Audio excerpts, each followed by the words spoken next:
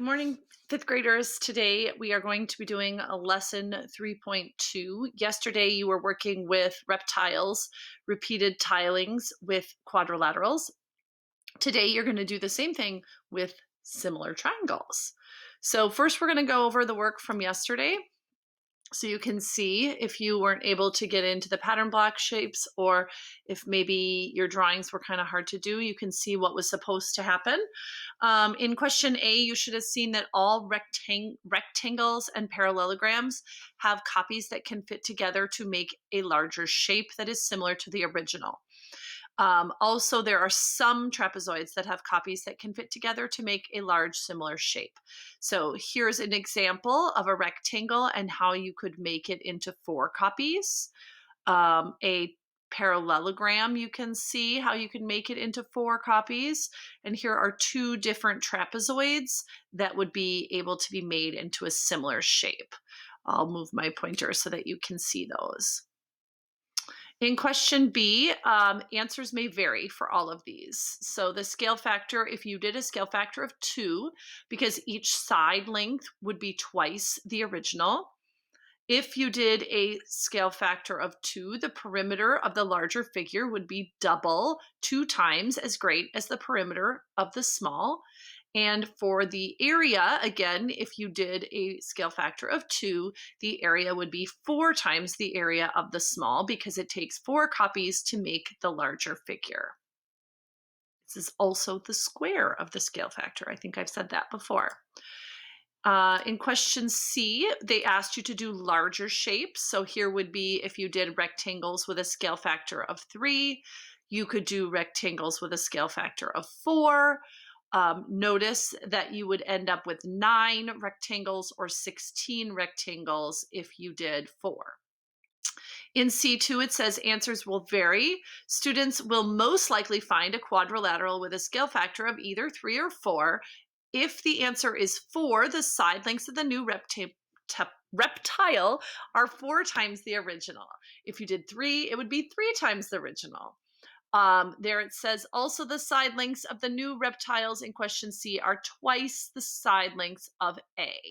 So if you went from scale factor of 2 to 4, it would be similar to the original, or by the scale factor of 2 by 2. The reptiles from question A had side lengths that were twice the lengths of the corresponding of the original. Therefore, the scale factor is 2 by 2 or 4. A side length of the large rectangle is the scale factor times the corresponding side length of the small. The perimeter is the scale factor times the perimeter, and the angles are always going to be the same no matter what the scale factor is. The area will always be the scale factor squared. All right, so today we're going to be talking about triangles. Sorry, I have to keep moving myself around. Reptiles must tessellate, but not every shape that tessellates is a reptile. So, are the birds in the tessellation below reptiles? So, remember, the reptile is when you can make a larger, similar shape from the original to a tiling or a tessellation. So, when you look at these birds, are you making one larger bird that's similar? No, right? So in problem 3.1, we determine which quadrilaterals are reptiles. In this problem, we will investigate which triangles are reptiles. So which types of triangles do you predict will be reptiles? Remember, the types of triangles we have are like equilateral triangles, all sides equal. We have scalene triangles, no sides equal. And we have isosceles triangles, no 2 sides equal. You also could talk about a right triangle with one right angle. So let's see what they're going to ask you to do today. So they're going to ask you to use that shape set again. If you don't have it, you can draw it with a ruler. You can sketch it. Be careful when you're sketching because you might not see if it's going to be a reptile or not. So try to use a ruler at least. So they want you to do today a right triangle, an isosceles triangle, and a scalene triangle. So let's see which ones we have in that pattern blocks. It looks like, I was going to try and erase this, but I can't. We have a right triangle. We have an equilateral triangle. So it doesn't look like this shape set is going to help you as much.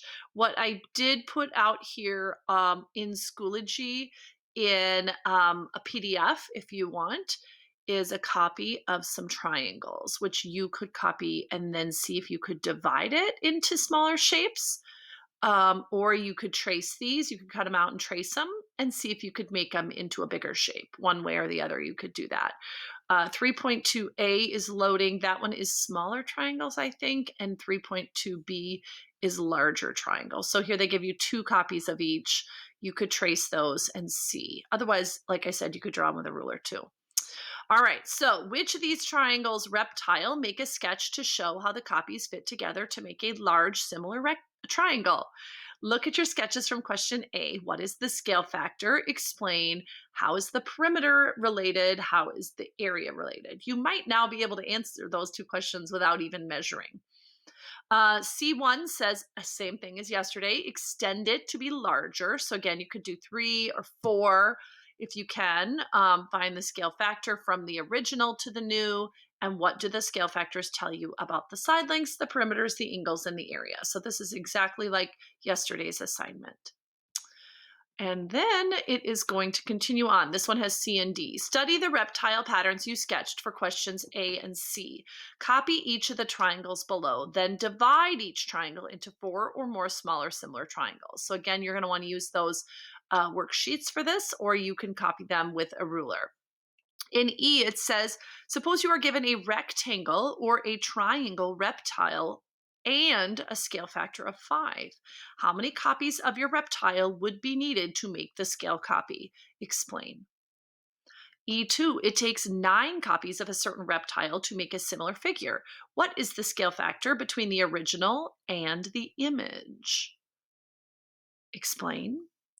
And then the last one says Tomoko claims that all triangles are reptiles. Is this true? Explain. So, can you make a tiling a reptile out of any triangle? That's the question he's saying. And then today for homework, you have questions 4, 5, 36, 37, and 38. All right, get to work, enjoy, and I will see you tomorrow.